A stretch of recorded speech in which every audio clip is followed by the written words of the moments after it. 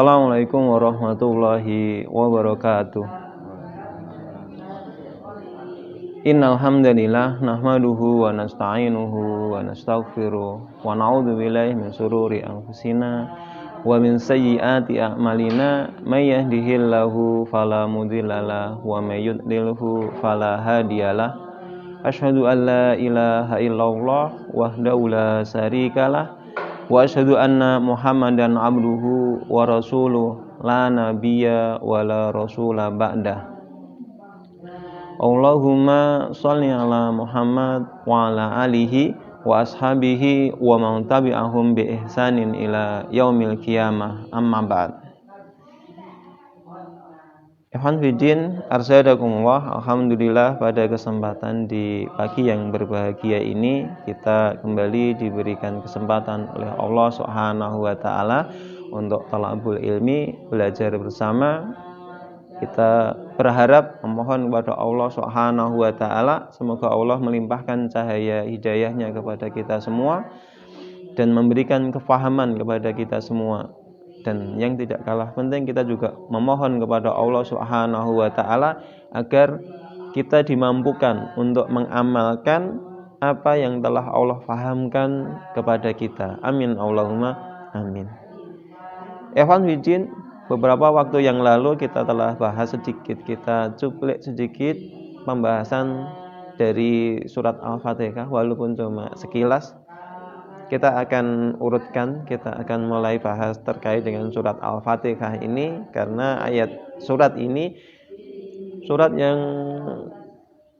sangat penting di dalam kehidupan umat Islam. Bahkan sampai kita diwajibkan untuk membaca surat ini di dalam setiap rakaat salat kita. Rasulullah sallallahu alaihi wasallam menjelaskan, la sholata liman lam yaqra bi Fatihatil kitab. Tidak ada salat atau tidak sah salat seseorang bagi orang yang tidak membaca Fatihatul kitab. Jadi saking pentingnya surat Al-Fatihah ini, salat seseorang itu tidak dianggap sah kalau dia tidak membaca surat Al-Fatihah di dalamnya. Maka tentu di dalam surat ini ada kandungan yang sangat besar, ada kandungan yang sangat istimewa, yang harusnya kemudian kita pahami. Kenapa sampai setiap sholat kita harus membacanya? Nah, maka mempelajarinya menjadi sesuatu yang juga sangat penting. Supaya apa? Ketika kita ini sholat, kita membaca surat Al-Fatihah, maka bacaan kita lebih bermakna. Maka kita bisa lebih menghayati isi dan kandungan apa yang kita baca, setiap katanya, setiap ayatnya. Sehingga apa? Ketika kita paham dengan apa yang kita baca, maka kita pun juga akan lebih mudah untuk berusaha khusyuk, lebih mudah menikmati ibadah sholat kita. Jadi di dalam sholat kita, ketika kita paham dengan bacaan kita, maka kita akan bisa nyaman. Baik itu sholat itu mungkin durasinya pendek, tidak terlalu panjang, yang dibaca surat-surat yang pendek, maka kita pun bisa menikmati. Hatta ketika yang dibaca itu surat yang relatif agak panjang, maka kita pun bisa menikmati sholat itu tidak mengeluh, tidak kecapean, karena kita bisa menikmatinya. Maka penting, terutama di sini surat Al-Fatihah, karena mau tidak mau kita baca minimal 17 kali dalam sehari semalam dalam sholat fardu kita. Belum lagi kalau ditambah sholat-sholat sunnahnya. Terkait dengan hukum membacanya sendiri, sebelum kita masuk dalam surat Al-Fatihah, ini menjadi permasalahan menarik terkait dengan hukum membaca surat Al-Fatihah di dalam sholat. Nah, ketika kita sholat sendiri-sendiri, maka sudah jelas hukumnya. Tadi, la sholata liman lam yaqra bi Fatihatil kitab. Tidak ada sholat bagi orang yang tidak membaca surat Al-Fatihah. Lalu bagaimana kemudian ketika sholat berjamaah? Ketika sholat berjamaah, maka ulama ini terbagi menjadi 3 pendapat. Jadi nanti kalau ketemu beberapa perbedaan, ya kita harus memahami. Pendapat yang pertama adalah membaca surat Al-Fatihah itu wajib bagi imam maupun makmum. Jadi semua berkewajiban untuk membaca Al-Fatihah. Khusus untuk Al-Fatihah. Ini pendapat pertama. Kemudian berdasarkan tadi, la sholata liman lam yaqra bi Fatihatil kitab. Kemudian pendapat yang kedua,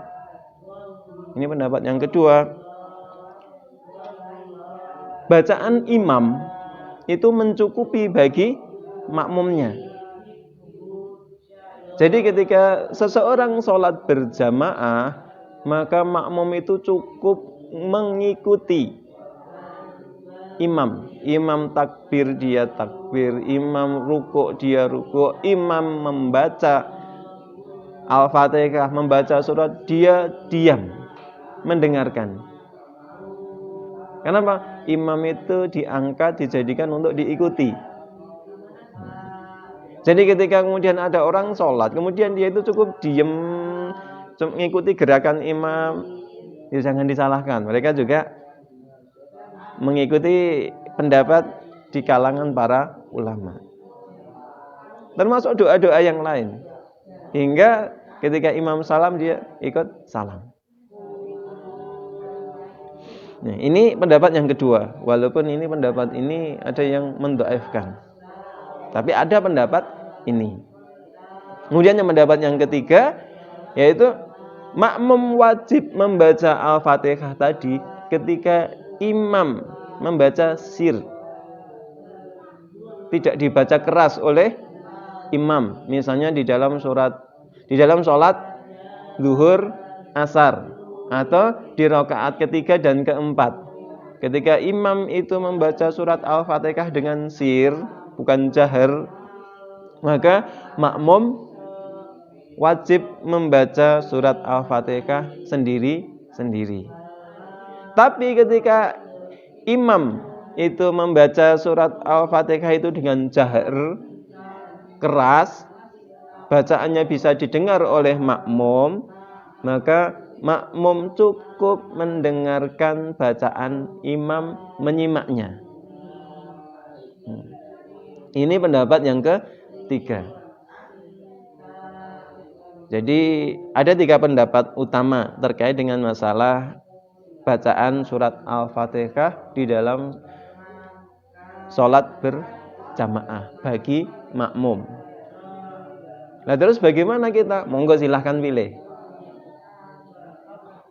Mau milih pokoknya berusaha membaca, atau cukup mendengarkan bacaan imam. Ya kalau imam membaca sir, dia membaca. Kalau imam membaca jahar, dia mendengar dan menyimak. Itu beberapa pilihan-pilihan. Kemudian yang menjadi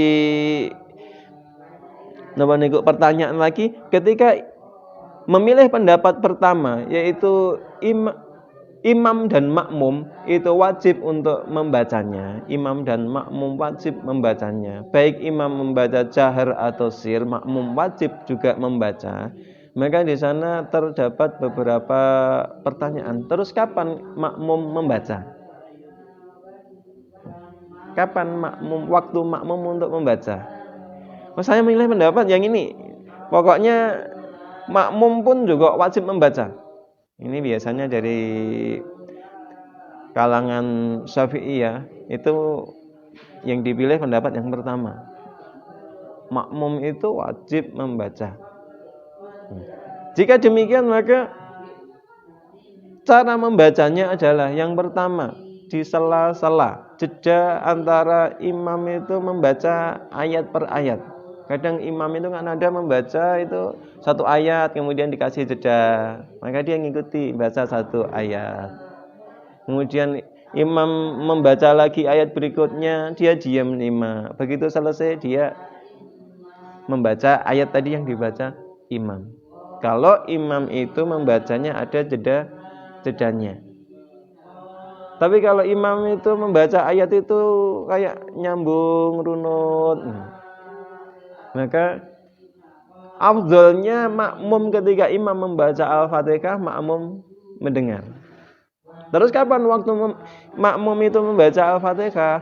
Nah, dikala imam selesai membaca Al-Fatihah, jeda di antara bacaan Al-Fatihah dan baca surat, ada jeda misalnya habis waladhdallin, amin, masih ada jeda sebentar, itu waktu untuk makmum membaca Al-Fatihah. Atau nanti setelah imam itu selesai membaca surat sebelum ruku, misalnya ada jeda di sana, kebiasaan imam ini ada jedanya, maka di situ waktu membaca surat Al-Fatihah. Kalau ternyata memang itu tidak ada jeda-jeda semacam itu, maka waktu makmum membaca surat Al-Fatihah di saat imam membaca surat. Ini. Yang perlu diperhatikan di sini, maka nanti harus tahu kebiasaan imamnya yang pertama. Yang kemudian juga harus sama-sama saling memahami. Imam pun mestinya juga harus memahami tentang hukum ini, sehingga imam itu juga bisa ngomong jamaah. Oh, ada jamaah yang memilih pendapat wajib membaca surat Al-Fatihah, maka diberi waktu, dikasih jeda. Mungkin tadi bacaan ayat demi ayat itu ada jeda-jedanya, atau mungkin antara bacaan surat Al-Fatihah kemudian masuk membaca surat itu dikasih jeda kira-kira cukup untuk membaca surat Al-Fatihah. Atau tadi di akhir, setelah imam selesai membaca surat, kemudian dikasih jeda sebentar sebelum imam itu untuk ruku. Nah, itu ketika itu bisa saling memahami, maka enak, saling nyaman, saling paham. Ketika mungkin ini kok imam ini kok tidak seperti biasanya, atau antara membaca surat Al-Fatihah dengan membaca surat ini kok jedanya panjang banget, atau apa ini ngalamun atau tidur. Ya, kalau sama-sama memahami kan enak. Oh, ini ngasih kesempatan untuk jamaah, untuk makmum itu untuk bisa membaca surat Al-Fatihah. Atau ini kok bacaannya lambat banget tuh membaca surat Al-Fatihah, jedanya itu kok panjang atau satu ayat dengan ayat berikutnya. Oh, ini maksudnya supaya makmum sempat membaca surat Al-Fatihah. Nah, ini cara aplikasinya. Monggo nanti kemudian masing-masing dari masjid itu ada kesepahaman antara imam dan makmum. Ini terkait dengan bacaan surat Al-Fatihah. Hukum bacaan di dalam sholat. Nah, terkait dengan masalah surat Al-Fatihah ini banyak sekali keutamaan di dalamnya. Termasuk salah satu yang saya cukup memperhatikan ini, Al-Fatihah ini juga banyak digunakan para ulama dari kalangan orang-orang soleh. Ini juga sebagai obat syifa. Pernah ada sebuah rombongan di kalangan para sahabat, yaitu safar.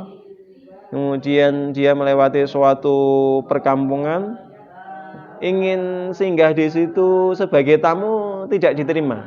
Karena kalau sudah singgah sebagai tamu itu ada kewajiban untuk memuliakan, memberikan suguhan dan sebagainya. Tidak diterima. Maka dia tidak menjadi tamu dari kampung itu. Mungkin karena berbagai faktor. Hingga kemudian itu bermukim di pinggiran kampung. Qadarullah, kemudian kepala suku dari kampung itu kemudian disengat binatang berbisa. Maka kemudian mengirim utusan untuk menemui kafilah tadi, adakah di antara kalian yang bisa menjambi-jambi, memberikan obat atau mengobati, menjadi tabib. Kepala suku kami ini tersengat binatang berbisa. Nah, kemudian salah seorang sahabat kemudian, oh saya bisa, tapi saya minta imbalan. karena minta bertamu tidak boleh. Akhirnya minta imbalan. Akhirnya disepakati akan diberikan imbalan beberapa ekor kambing. Maka kemudian dia datangi kepala suku itu, kemudian dia bacakan surat Al-Fatihah, kemudian dia ludahkan ke bagian yang tadi disengat binatang berbisa tadi, dan qadarullah dengan izin Allah sembuh. Maka ketika membawa hasil tadi sesuai kesepakatan, mereka bingung. Ini hasilnya ini gimana? Halal atau tidak? Bingung, karena ini dengan bacaan Al-Quran. Kenapa kok ini kita seakan-akan kita perdagangkan? Makanya dibawa kembali sampai kepada Rasulullah SAW, kemudian mereka menanyakan hal itu. Hingga Rasulullah, kira-kira masih ada sisa enggak? Kalau masih ada sisa dari kambing itu, saya mau makan dagingnya. Artinya Rasulullah membolehkan. Nah, ini menjadi ibrah bahwasanya ketika kita memang yakin, maka kita bisa menggunakan Al-Fatihah itu untuk bacaan. Tapi yakin nggih. Harus yakin. Kalau masih kita ragu-ragu, ya kira-kira ndak anu. Jadi pengobatan dengan ruqyah syar'iyah, ruqyah yang syar'i itu harus yakin. Dalam kisah yang lain, salah seorang ulama yaitu Ibnu Qayyim, beliau menyampaikan pengalaman beliau. Apabila beliau itu terkena serangan demam atau pusing-pusing, maka beliau ambil segelas air putih, kemudian beliau bacakan surat Al-Fatihah, kemudian beliau tiupkan di situ, kemudian beliau minum. Maka insya Allah pusingnya reda, demamnya reda. Tapi yakin, keimanannya jelas, kemudian pemahamannya benar. Kemudian beliau benar-benar yakin. Nah, sekarang tinggal bagaimana kita yakin atau tidak. Ini mungkin sebagai ikhtiar ikhtiar ruhiyah ya, ikhtiar secara batin semacam itu. Ini kalau diteruskan panjang, kita potong-potong ya. Ini edisi pertama. Nanti insya Allah kita lanjut masuk ke kandungannya. Ini pengantarnya saja. Jadi kita sering memperbanyak bacaan surat Al-Fatihah mboten napa-napa. Ketika mungkin kita di pagi hari, malam hari sebelum tidur kita baca surat Al-Fatihah, atau mungkin ketika kita ini tadi terasa badan tidak nyaman, kemudian kita ambil wudhu, kemudian kita membaca surat Al-Fatihah, kita tiupkan di air minum kita, kemudian kita minum air putih ya, air putih, kemudian kita minum, maka semoga itu menjadi syifa buat nawani ke sakit kita. Kemudian saya sarankan ini dilakukan mandiri, maksudnya dilakukan sendiri, nggak usah kita minta ke orang lain. Ini kita lakukan sendiri dengan keyakinan. Ya, semoga itu bermanfaat. Insya Allah kita lanjut pada kesempatan yang berikutnya. Ini baru mengantar. Semoga ini bermanfaat supaya kita lebih paham tentang kedudukan surat Al-Fatihah ini. Kemudian karena ini nanti berlanjut, misalnya pun nanti ada hal-hal yang mungkin pengen didiskusikan biar nanti bisa kita bahas, silahkan nanti disampaikan di komentar, mungkin bisa sampaikan pertanyaan, itu menjadi bahan untuk pembahasan berikutnya biar nanti dikelola oleh admin. Mungkin itu, semoga apa yang kita bahas di pagi hari ini bermanfaat. Mari kita tutup dengan doa penutup majelis bersama. Subhanaka Allahumma wa bihamdika asyhadu an la ilaha illa anta astaghfiruka wa atubu ilaik. Allahu a'lam bissawab. Assalamualaikum warahmatullahi wabarakatuh.